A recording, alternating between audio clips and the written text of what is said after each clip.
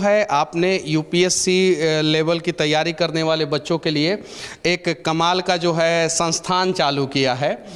मतलब कि उसके बारे में थोड़ा सा लोगों को बताइए, क्योंकि ये अपने आप में एक अनूठा प्रयास है। इसके पहले जो है भारत में किसी ने इस प्रकार का प्रयास नहीं किया था। एक्चुअली क्या है कि लड़कों को गांव में बहुत दिक्कत आता था। एक तो फीस का प्रॉब्लम रहता था। 2-2.5 लाख लड़का अगर मुखर्जी नगर में आके दिल्ली में देता था, फिर 2-4 लाख रुपये उसको रहने में लगाता था, तो उतना सारे लोग के पास का था नहीं। तो एक कोई गरीब विद्यार्थी अगर उसके पास पैसे नहीं है तो ये बस उसका यही एक अपराध है कि वो एक गरीब के घर में पैदा हुआ, इसलिए वो एक बढ़िया शिक्षा से वंचित रह जाएगा। अब गरीबी किसी का होना अपराध नहीं है, अब हर गरीब को शिक्षा मिलेगा। लेकिन हम लोग अब सबको अगर सोचेंगे कि यहाँ भी ले आ सके तो भी पॉसिबल नहीं है। तो इसलिए ये पूरी अब टेक्नोलॉजी का यूज़ किया गया इसमें। यहाँ पे कोई भी लड़का अगर कॉपी चेक अपना कॉपी लिखता है, मेंस के लिए लिखेगा तो प्रैक्टिस करेगा, तो उसको सिस्टम दिया जाएगा उसको, उसमें वो अपने मोबाइल से उसको स्कैन करेगा लिखे हुए कॉपी को, और वो स्कैन कॉपी यहाँ बैठे एक्सपर्ट को दिया जाएगा। अच्छा ये बताइए सर, यूपीएससी की तैयारी कराने में ये ऑनलाइन प्लेटफॉर्म क्या सफल होगा, कितना सफल होगा, इसके बारे में कुछ बताइए। जब लॉकडाउन लगा था तो हमको तो फेसबुक चलाने आज भी नहीं आता है, तो हमें भी यही लगा था कि सफल होगा कि नहीं होगा। लेकिन आज हम दावे के साथ कह सकते हैं कि हमारे पास अब एक लंबा अनुभव है ऑनलाइन का, ये 110% सफल होगा। और ये सफल के साथ साथ ये हिंदुस्तान को बदलेगा। अभी क्या है कि पहले फीस इतनी महंगी होती थी कि लड़का उस फीस को देख के तैयारी नहीं करता था, जबकि हमारे देश में हीरे जैसे महान बुद्धि वाले लड़के गाँव तक ही रह जाते थे, क्योंकि उनकी आमदनी नहीं थी। अगर एक गांव का लड़का है, उसके पिताजी कहीं सब्जी लगाते हैं, कोई ठेला लगा, वो कहेगा कि हमारे दिल्ली में 2 लाख 2.5 लाख फीस है, वो तो वहीं मना कर देंगे। अब इससे क्या है ऑनलाइन में कि वो लड़का घर बैठे और उसको पूरा फील होगा। और अगर लड़का बहुत अच्छा है, कोई भी स्टूडेंट बहुत ठीक ठाक है, तो हमारे पास उसका डाटा है, उसका एग्जाम में कितने नंबर आ रहे हैं, टेस्ट में कितने नंबर, तो उसको हम लोग अपने खर्च पे उठा लाएंगे यहाँ पर। मतलब गरीबी अब कहीं पे बाधा नहीं बनने वाली है उनकी। गरीबी कहीं पे बाधा नहीं बनने वाली है, ये कहना है खान सर का। और यहाँ पे पूरे शिक्षकों का एक टीम होगा। कितने शिक्षक होंगे यूपीएससी के लिए? ये बड़ा टफ क्वेश्चन है। देखिए हर डिपार्टमेंट के ना एक टीचर के एक एचओडी होंगे, हेड ऑफ डिपार्टमेंट। अब देखिए ये मतलब कि यहाँ पे यूपीएससी के लेवल पे जो है एचओडी बनाना शुरू कर दिए। पहले हम लोग जो है इंजीनियरिंग कॉलेज में थे तो हमारे एचओडी होते थे, फर्स्ट ईयर के अलग, सेकंड ईयर के अलग, थर्ड ईयर के अलग। यहाँ पे एचओडी मतलब एचओडी कैसे वर्क करेंगे? देखिए ये जैसे हम आपको दिखाए कि ये जो केबिन है ये एक सब्जेक्ट के एचओडी के लिए है। अब इसमें कोई एक सब्जेक्ट होंगे जिनके एचओडी होंगे, जैसे हिस्ट्री सब्जेक्ट हो गया, तो हिस्ट्री के एचओडी सर के लिए यहाँ हो जाएगा।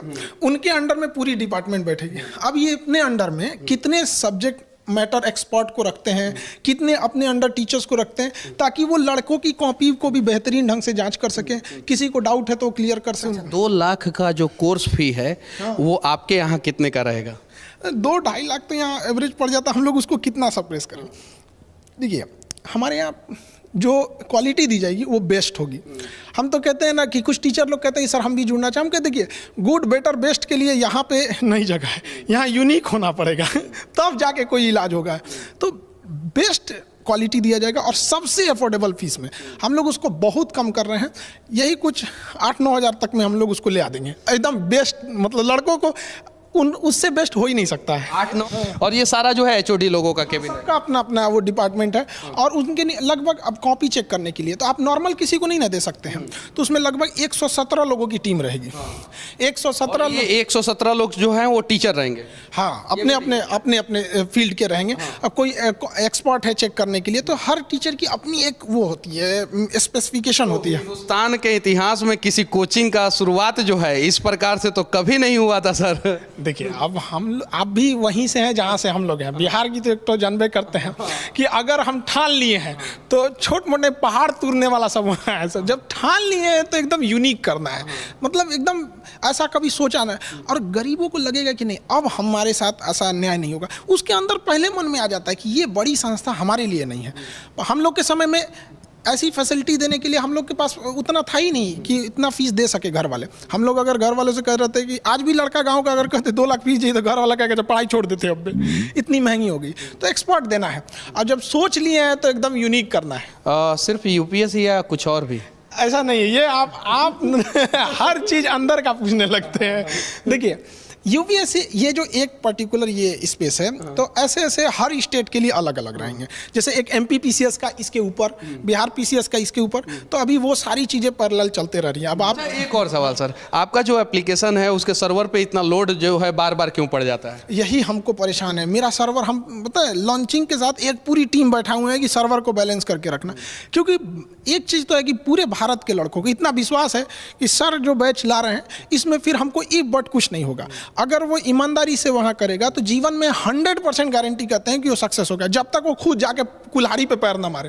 पैर पे कुल्हाड़ी नहीं, कुल्हाड़ी पे जाके पैर ना मार ले, तब तक उसको कोई दिक्कत नहीं होगा। ये क्या है सर?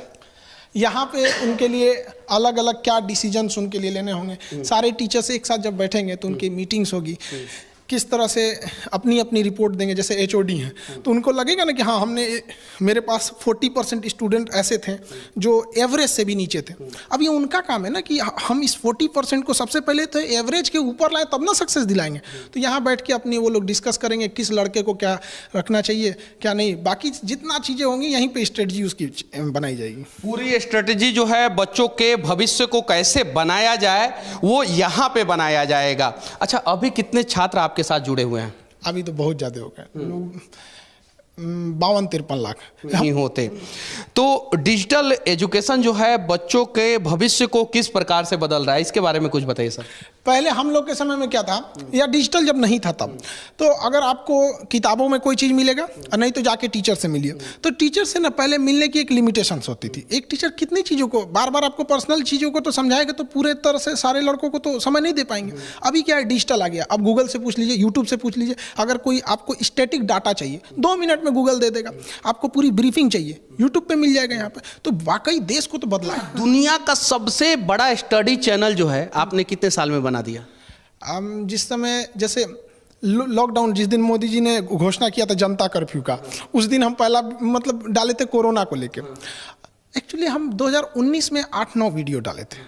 उसके बाद हमारी कोचिंग पे बम्बार्डमेंट हो गई, तो फिर हमको धमकी दिया गया वीडियो डिलीट करो, यूट्यूब पे नहीं आ सकते। तो बहुत सारा बवाल हुआ था, तो हमने वीडियो बनाया ही नहीं था। अब कोरोना जब लगा ना 1 साल बाद, तो मजबूरी हो गई, अब सब चीज़ बंद हो गया था, तब हमको बनाना पड़ा 1 साल बाद वहाँ पर।